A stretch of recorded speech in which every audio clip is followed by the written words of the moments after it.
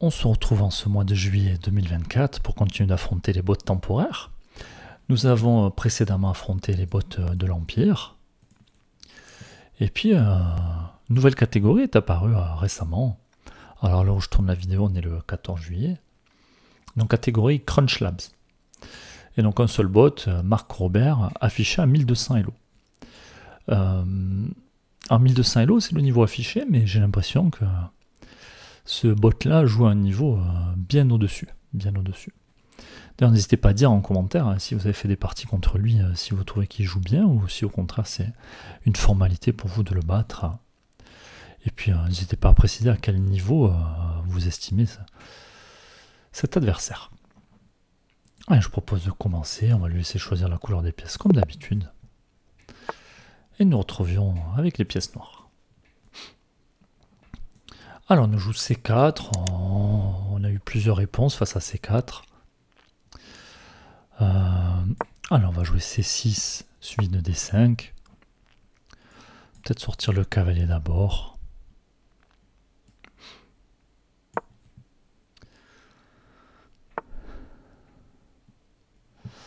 Alors pour le nom des ouvertures, bon, je vous laisse voir, j'en ai aucune idée en fait. Alors première question que je vais me poser, est-ce que je sortir mon fou de case blanche? Mais comme le pion C de l'adversaire a bougé, peut-être que l'adversaire va venir avec la dame par ici. Ou peut-être en B3 pour mettre la pression sur mon pion B7 une fois que le fou sera parti. Je peux aussi me contenter de fermer et puis... et c'est ce que je vais faire. Et on verra bien ce qu'on fait du fou de case blanche. On va se méfier de cet adversaire qui est affiché à 1200 Elo. Donc on se retrouve dans une version un peu transposée, on va dire, du gambit dame refusé. Où on aurait gardé notre fou en C8. Alors souvent, quand l'adversaire développe son fou de case blanche, c'est le moment qu'on choisit pour prendre le pion. Bon, donc on peut prendre ici, après on n'est pas obligé. Hein. Mais je vais le prendre, c'est bien d'avoir cette habitude. Enfin, je sais même pas, c'est bien d'avoir cette habitude. Alors on va développer le fou, à noter que j'aurais pu le mettre en D6, hein, ça aurait été un peu plus ambitieux peut-être. Éventuellement même en B4 pour le replacer. Alors on va jouer petit roc, rester à standard. En coup surprenant, l'adversaire qui déplace son cavalier. Me lasse pas grand chose ici. Bon, mon cavalier est pas développé, je vais le déplacer. Bon, puis s'il y a des échanges, je pourrais toujours reprendre. Mais la question c'est est-ce que moi je veux échanger les cavaliers? L'adversaire qui reprendra du pion, et ensuite je pourrais plus mettre de cavalier en F6. L'adversaire qui met son fou en D2. Peut-être qu'il a des idées de venir par ici. Hein. D'ailleurs, si je mets mon fou en B6, peut-être que l'adversaire va venir en A5.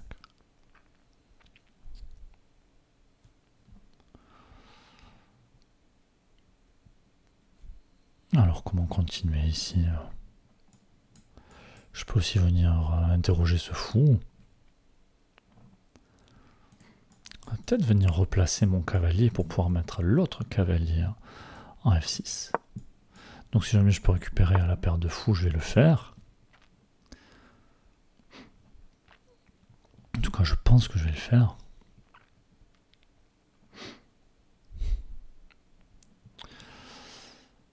Alors, un coup qui m'intéresse ici, si je prends le fou, est-ce que l'adversaire va reprendre de la dame? Alors à mon avis, non. Il va reprendre du cavalier. Mais si jamais il reprend de la dame, je vais pouvoir récupérer ce cavalier. Gratuitement? Non, ça ne change rien, puisque s'il reprend de la dame, sa dame sera protégée par le cavalier. Allez, je vais récupérer, et puis je vais venir placer l'autre cavalier. Je manquais d'espace. Hein. Après tout, moi je jouais sur 3 rangées, alors que mon adversaire a joué sur 4 rangées ici. Je manquais d'espace, donc ça m'arrange, j'ai changé du matériel. Adversaire ici qui sacrifie son cavalier. Alors, je vois pas bien la combinaison tactique ici, mais on va le récupérer. Hein. Donc un coup assez surprenant. Puis moi j'avais une faiblesse avec un pion isolé, et il me propose de me débarrasser de la faiblesse. Donc même s'il peut reprendre mon pion, ça m'arrange de me débarrasser. Et puis je vais pouvoir replacer mon fou qui jouait pas depuis tout à l'heure. Il faut que je fasse attention, et il risque d'être... Alors je peux aussi le replacer par là. Éventuellement venir ici. Mais non, je l'aime bien sur cette diagonale. Alors là... L'adversaire qui m'offre son fou maintenant. Alors, de manière assez surprenante, hein, puisque j'ai joué quelques parties avant. Et Marc Robert jouait à un niveau bien au-delà de ce qu'il est en train de faire. Attention à ce diagonale. Bon, là j'ai envie de venir attaquer cette tour. Éventuellement, je peux récupérer ce pion. Avoir une découverte sur la dame.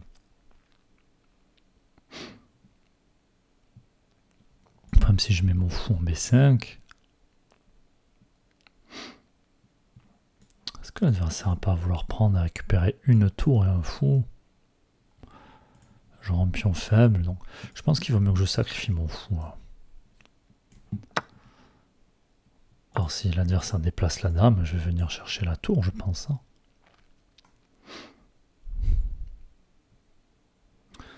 C'est ce que je vais faire. Alors on commence à avoir pas mal de matériel d'avance. Et ici je vais jouer à A5 pour pouvoir installer mon fou. Voilà qui est fait. Je voulais pas jouer d'abord le fou parce que j'avais peur que l'adversaire avance le pion. Bon, même si ça aurait été compliqué pour lui de s'y attacher. Alors je m'intéresse à un coup comme celui-là. La tour protégée par mon fou qui va faire une fourchette. La dame qui peut pas venir pour protéger le cavalier. Donc elle recule.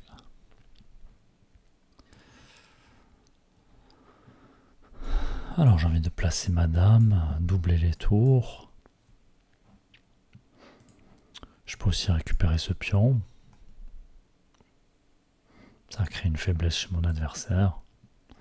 Même deux. Allez, je récupère le pion. Adversaire qui déplace la dame. Attention à des choses par là.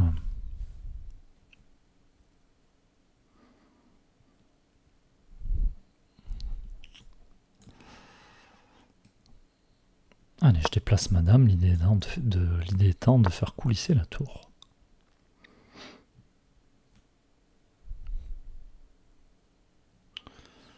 Adversaire qui bouge son roi.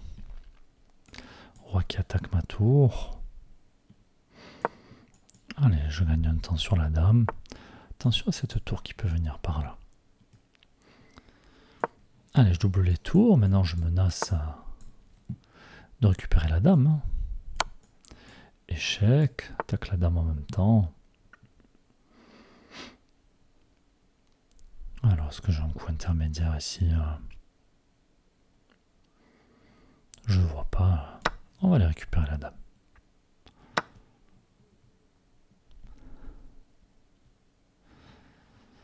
J'ai quand même envie de faire une case de sortie pour mon roi. Bon, alors tant que ma tour est sur la 8e rangée, je crains pas grand chose. Hein. Faut que je replace mon cavalier, il faut que je replace ma dame. Allez, je centralise ma dame, je mets la pression sur ce cavalier. Adversaire qui me laisse son cavalier, bon. On va le récupérer. On menace un coup comme celui-là.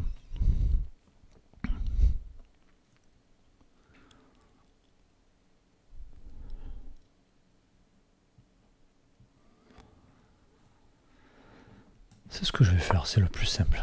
La tour qui est clouée, ça me permet d'échanger du matériel. Bon, maintenant on a une quantité de matériel d'avance considérable. À nous de ne pas nous retrouver dans une situation de pâte. Alors je vais enfermer le roi. Adversaire qui peut bouger des pions. Puis je vais approcher mon cavalier pour pouvoir venir mater. Un cavalier qui contrôle la case G2. Échec et mat. Bon, parti face à Marc Robert, 1200 Elo. L'ordinateur qui dit qu'on a fait des gaffes. J'ai pas l'impression qu'on ait fait beaucoup de gaffes de notre côté, donc ok, on va aller voir ça. Bon, on s'attendait à une partie bien crochée, hein, un peu déçu finalement.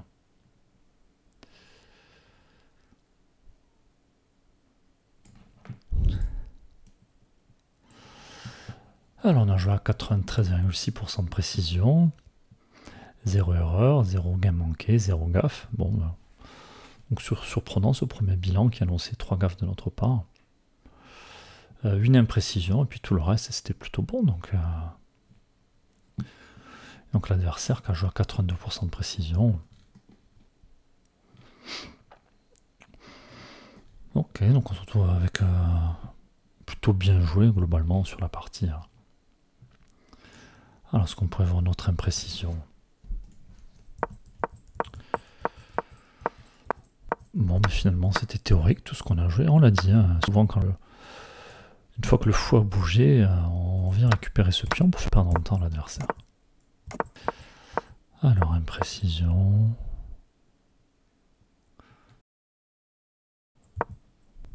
Peut-être celui-là.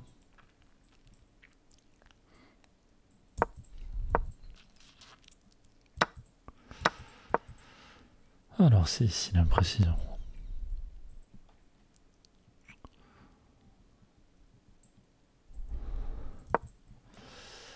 Alors que voulait faire l'ordinateur, changer les cavaliers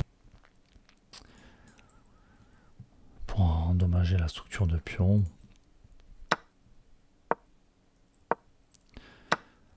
Ok, chasser le fou, venir mettre la pression.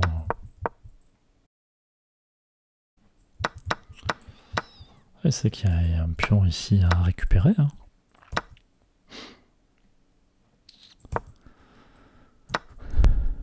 Bon, après là, on n'a pas compris ce coup de l'adversaire, et puis qu'à enchaîner les mauvais coups derrière. Une partie assez étonnante en tout cas, par rapport à d'autres parties que j'ai pu faire face à Marc Robert. En tout cas, n'hésitez pas à dire ce que vous avez pensé de la partie, si vous a offert autant de pièces qu'il l'a fait face à nous. Et puis on se retrouve prochainement pour une nouvelle vidéo. À bientôt!